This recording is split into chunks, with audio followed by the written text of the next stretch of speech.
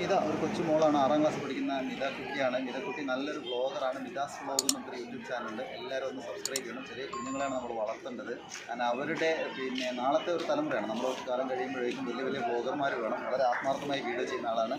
മിത കുട്ടിക്ക് നല്ല സബ്സ്ക്രൈബേഴ്സ് നമസ്കാരം. സ്കൂൾ നന്നായിട്ട് പഠിക്കാൻ വേണം കേട്ടോ.